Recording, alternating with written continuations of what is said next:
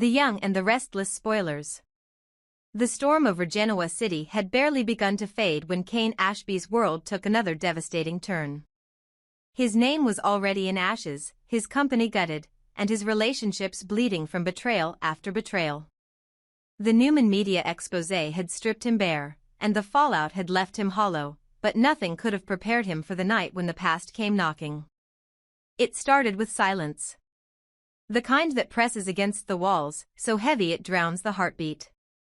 Then came the sound of footsteps, deliberate, calm, and far too familiar. When Cane looked up from the edge of his bed, his breath caught in his throat. Standing there in the half-darkness, the faint glow of lightning outlining his face, was a man he knew could not exist. Ray Rosales. For a moment, Cane didn't move. His mind struggled to process what his eyes refused to deny. Ray, the man buried months ago, mourned by Sharon and grieved by an entire community, was standing in front of him, very much alive. He looked older, harder, colder. The faint scar across his jaw glinted beneath the dim light, a souvenir from the world he'd disappeared into. When he finally spoke, his voice was quieter than Cane remembered, but edged with something sharper than anger, purpose. "You didn't really think I was gone, did you?" Cane's instinct was denial. His lips moved, but no words came. His mind raced through possibilities, hallucination, dream, ghost, anything to rationalize what stood before him. But Ray didn't give him time to catch up. He stepped forward, eyes locked on Cane with an intensity that made the room feel smaller. "I left Genoa City to escape men like you," he said, "but you've made that impossible." Cane rose from the bed, his voice trembling between shock and bravado. "If you're alive, then why the hell come back now?" Ray's expression didn't change. "Because you've finally crossed the line," he said. "And I can't stay silent anymore." The air between them thickened with unspoken history. Ray had known Cane's secrets once, had kept them buried when the truth could have destroyed him years earlier. But now, those same secrets burned at the edges of his conscience. He'd faked his death for peace, to protect his family and escape the corruption that had seeped into Genoa's institutions.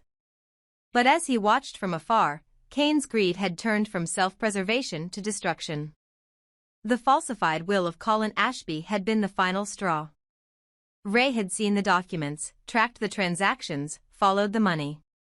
He knew Cane had stolen everything from a dying man: wealth, property, legacy, rewriting history with a forged signature and a forged conscience. Cane, shaken but defiant, tried to recover his composure. "You can't prove anything," he snapped, forcing a smirk that didn't reach his eyes. "And even if you could, who would believe you? You're supposed to be dead."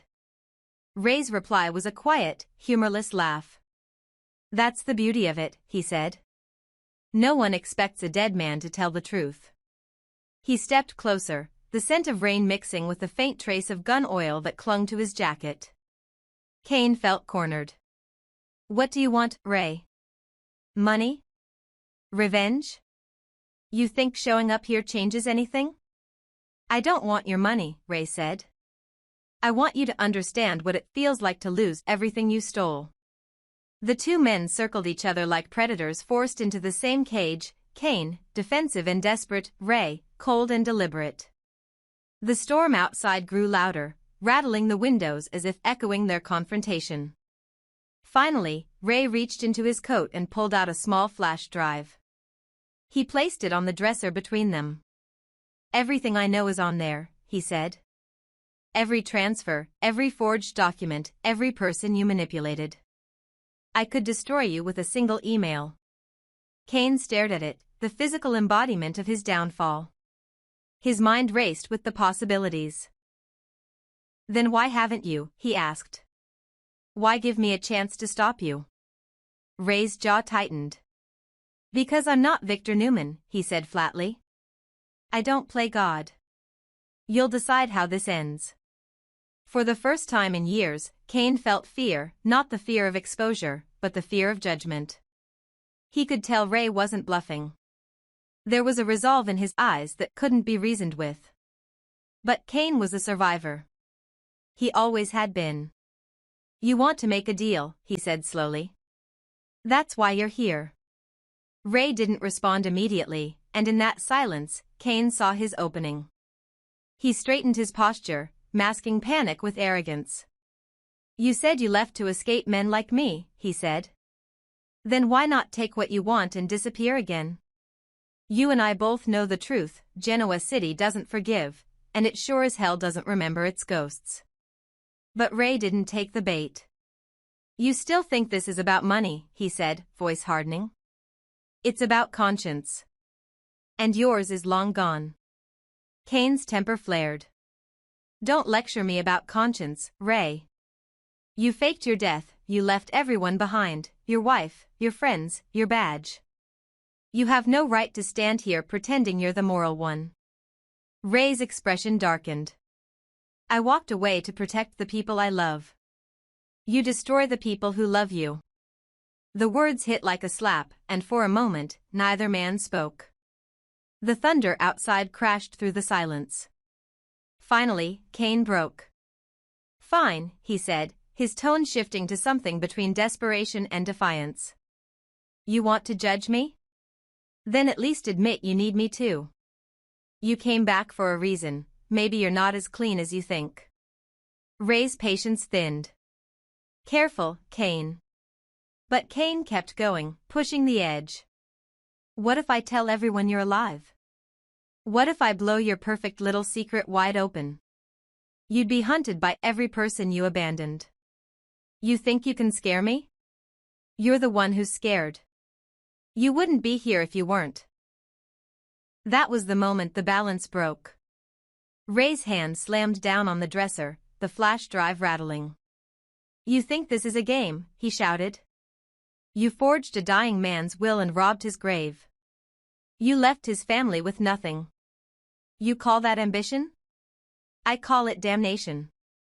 The outburst silenced the room. Cane's bravado flickered, replaced by something raw fear, or perhaps recognition. Ray took a step back, breathing heavily, regaining control. You have one chance, he said, voice low again. Fix it. Return what you stole. Or I go public. Cane swallowed hard. He wanted to bargain, to manipulate, but the look in Ray's eyes told him this wasn't a man who could be bought. Still, old habits die hard. And what do you get out of this? Cane asked. A clear conscience? That's worth nothing in Genoa City. Ray's gaze hardened. Maybe not here. But I didn't come back for this city. I came back for justice. When he left, the storm followed him out, the door swinging open to a rush of cold wind. Cane stood alone in the silence, staring at the flash drive on the dresser. His reflection in the mirror looked pale, frightened, like a man staring at his own ghost. But as the thunder rolled and lightning illuminated the room, something inside him shifted. He picked up the flash drive, turning it over in his hands. If Ray thought he could shame him into redemption, he was wrong. Cane Ashby had never surrendered to guilt, he manipulated it, twisted it, turned it into survival. And this time, he wasn't going down alone. Somewhere out in the rain, Ray Rosales walked into the night, unaware that his return had unleashed something far more dangerous than Cane's crimes, the desperation of a man who knows he's running out of time. The storm over Genoa City hadn't lifted. It pressed against the windows like a living thing, relentless, suffocating, almost sentient.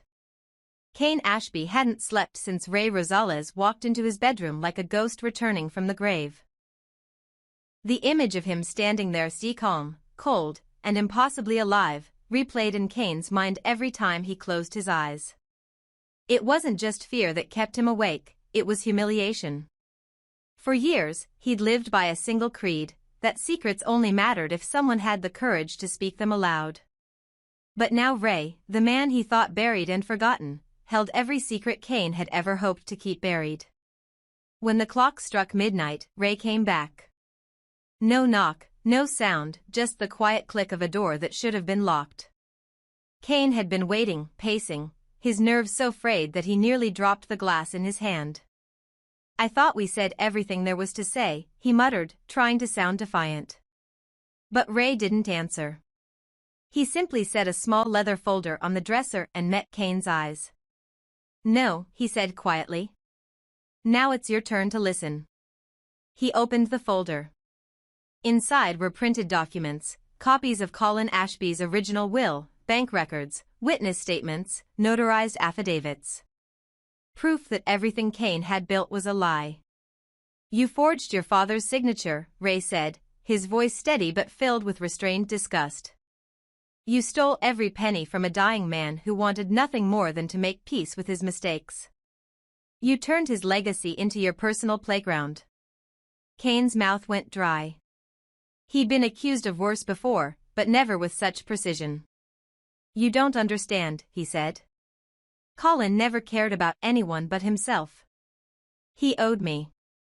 Ray slammed the folder shut, cutting him off. "He owed you nothing," he snapped. "You wanted power. You wanted validation. And you thought no one would ever find out. Well, I did. And now I'm taking everything back." Cane took a step back, his voice breaking. "Ray, please." But Ray was relentless. "Tomorrow morning, I'm going to Jill and Billy. They'll get the truth, the documents, everything. And after that, the authorities. You'll be stripped of every cent you stole. You'll face trial, and maybe, just maybe, you'll finally understand what justice looks like." The words cut through the room like a blade. Kane's breath hitched. He tried to speak, but his voice came out as a whisper. "You'd destroy me." Ray's expression didn't waver. "You destroyed yourself." Silence fell between them, heavy and suffocating. Then, slowly, Ray leaned closer. "You have 3 days," he said. 3 days to do what's right. Return Colin's estate to Jill. Confess before I do." Because after that, he let the sentence hang, unfinished but deadly in its implication. Then he turned to leave. Kane's composure cracked. "Wait," he shouted, the desperation in his tone raw and childlike. "You can't do this. You don't know what this will do to me." Ray paused at the door, his silhouette outlined by lightning. "You should have thought about that before you buried the truth," he said. That was the moment something in Cane snapped. The calm mask he'd worn his entire life shattered, leaving only panic and rage.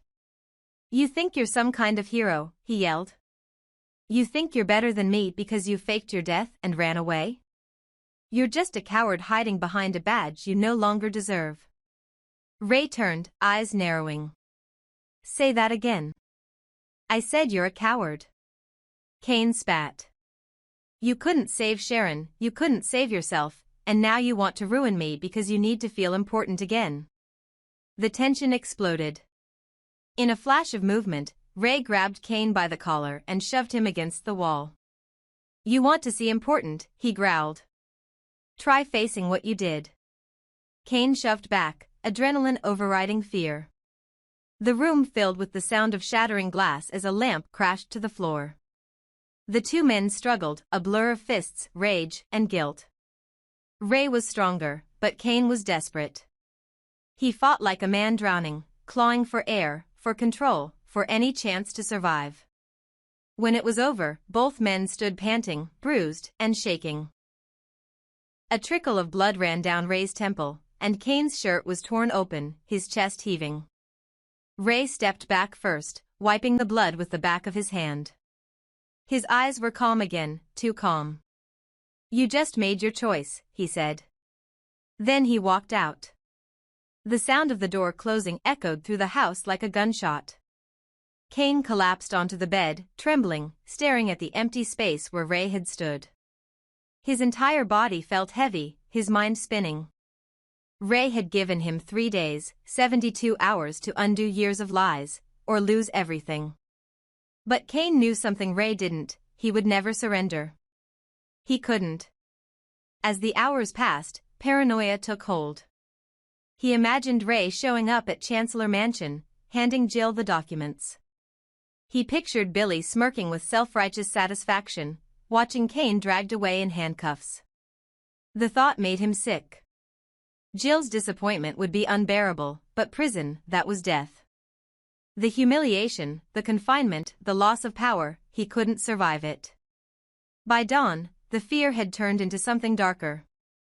He poured himself a drink, then another, pacing the room like a trapped animal. The rain had stopped, but the air felt colder, heavier. In the silence, a thought began to take shape, faint at first, then sharper, clearer, undeniable. If Ray never made it to Jill, if Ray disappeared again, the truth would die with him. Cane froze, horrified by the thought, yet unable to let it go. He tried to shake it off, to tell himself he wasn't that kind of man.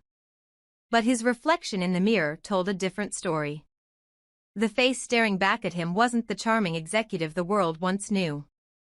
It was the face of a man cornered by his own sins, haunted by ghosts, and driven by fear. He whispered aloud, as if saying it would make it less monstrous. "I can't let him destroy me." The room felt colder still.